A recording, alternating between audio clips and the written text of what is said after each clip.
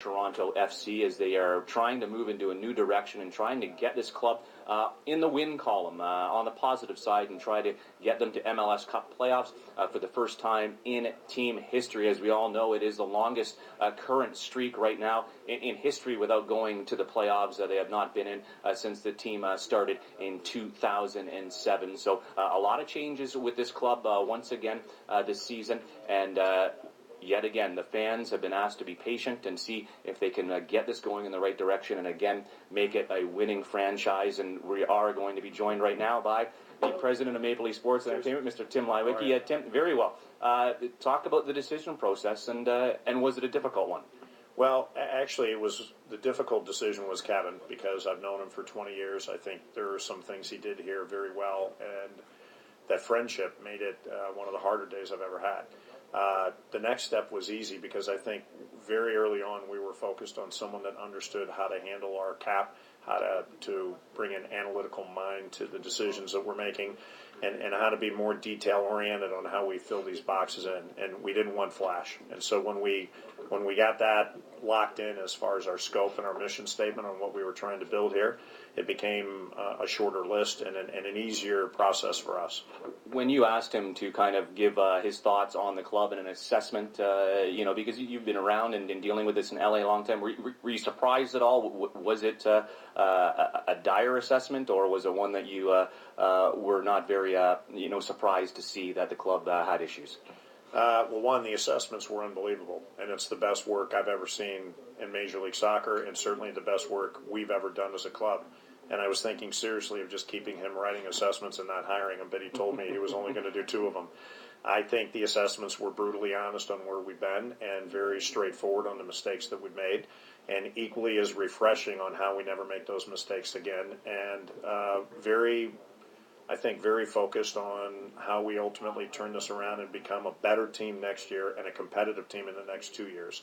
And so I don't think we spent a lot of time trying to rip our heart out. We know the mistakes, and the assessment was good at highlighting how we don't make those mistakes again.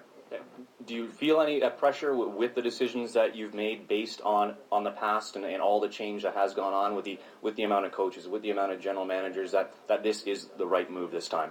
Well, I'm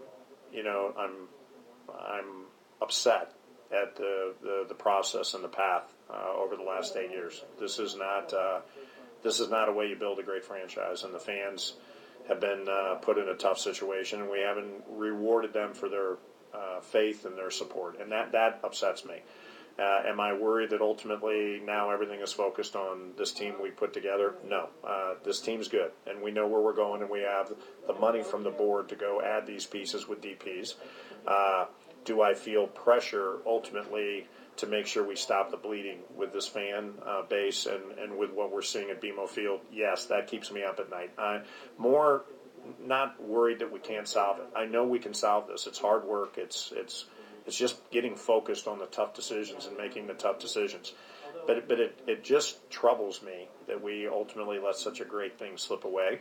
And so I think more than anything, there's an energy and a restlessness to try to get that back again and earn the fans' faith again.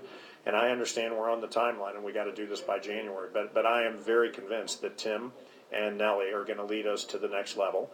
We have some critical decisions to make on these DPs, but we're going to do it together, and we have the full blessing and backing of the board.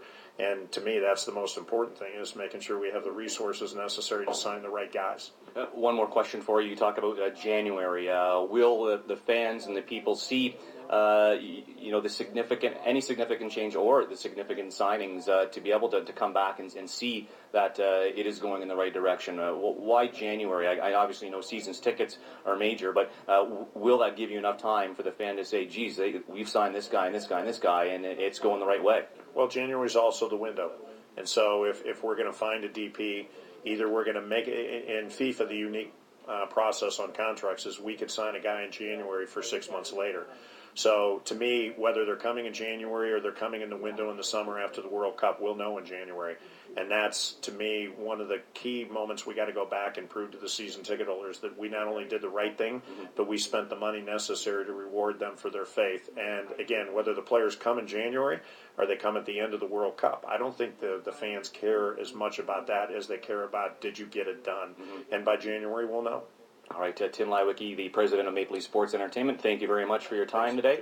As we're going to sign off, as Toronto FC is getting set to take on Sporting Kansas City Saturday, right here at BMO Field, 4 p.m. Eastern Time, 1 Pacific on Sportsnet 1. That wraps up things right now, right here from BMO Field, as Tim Bezbachenko has been hired as Toronto FC's general manager. Good day from BMO Field.